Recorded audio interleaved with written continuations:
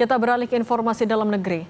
5 tersangka kasus dugaan suap di lingkungan KPP Madya Jakarta Utara selesai menjalani pemeriksaan di Gedung Merah Putih KPK Jakarta Minggu pagi.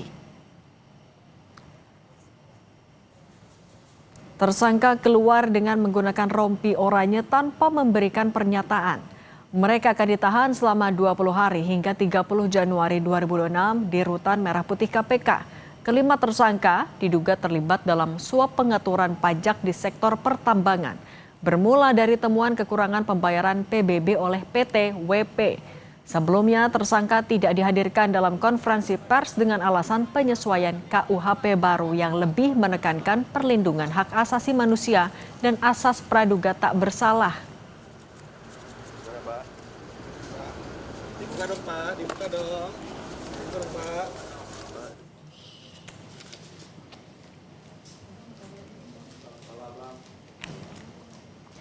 Dalam kasus ini KPK menyita sejumlah barang bukti dengan total mencapai 6,38 miliar rupiah.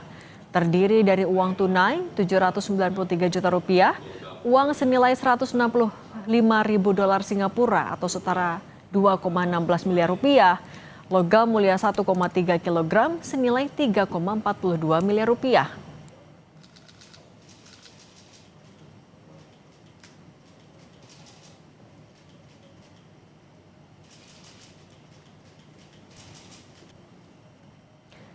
Sebelumnya KPK menetapkan 5 tersangka terkait operasi tangkap tangan pejabat pajak di Jakarta Utara. Salah satu tersangka adalah Kepala Kantor Pelayanan Pajak Madya Jakarta Utara, Dwi Budi Iswahyu. 3 tersangka yang diduga menjadi penerima suap adalah pegawai KPP Madya Jakarta Utara. Sementara 2 tersangka lain diduga pemberi suap.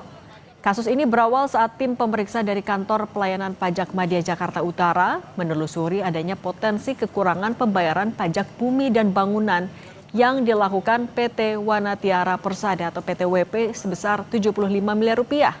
Petugas pajak meminta PT WP membayar pajak 23 miliar rupiah. PT WP hanya menyanggupi pembayaran fee sebesar 4 miliar rupiah.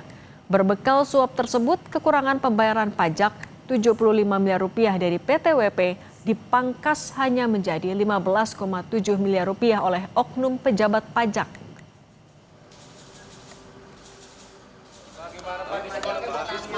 Di Desember dikeluarkanlah surat pemberitahuan hasil pemeriksaannya yang isinya bahwa PT WP itu kekurangan bayar 15,7 miliar. Jadi sesuai kan, artinya ya beda sedikit lah dengan dari 15 miliar ke 15,7. Artinya memang benar dari awal